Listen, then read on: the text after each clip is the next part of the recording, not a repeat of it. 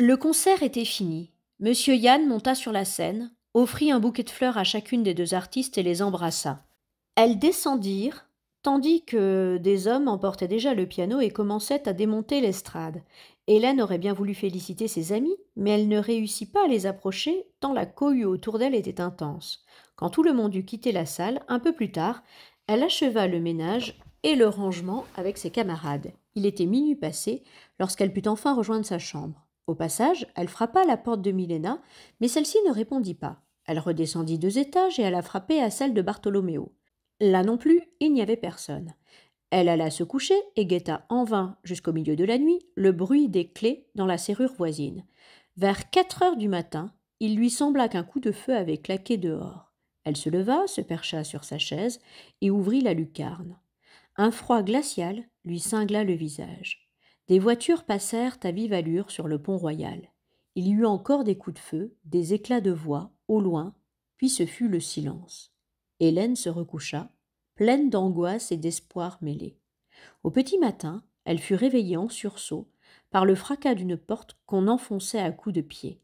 Elle se redressa, terrifiée, pensant qu'on essayait d'entrer chez elle, mais les hommes se ruèrent dans la petite chambre de Milena, à côté. La mise à sac fut violente, mais rapide. Il n'y avait pas grand-chose à prendre ni à casser.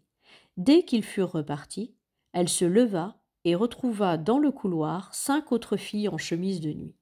Elles considérèrent, muettes d'horreur, les livres de Milena en vrac sur le sol, ses étagères brisées, ses bibelots piétinés, ses partitions déchirées.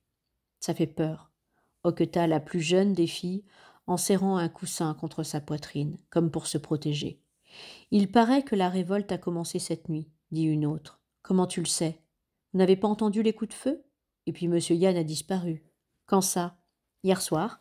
Il est parti avec Kathleen et avec le grand garçon qui sort avec elle. Bartholoméo, ils sont partis? Bredouilla Hélène. On ne m'a rien dit à moi.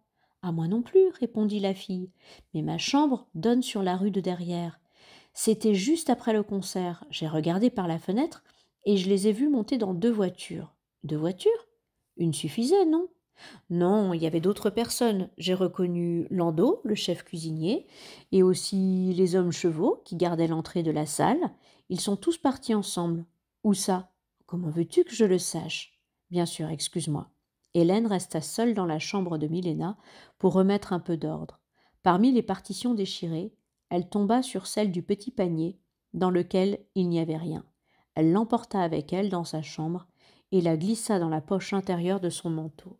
Puis, elle se remit au lit pour attendre au chaud que le jour se lève.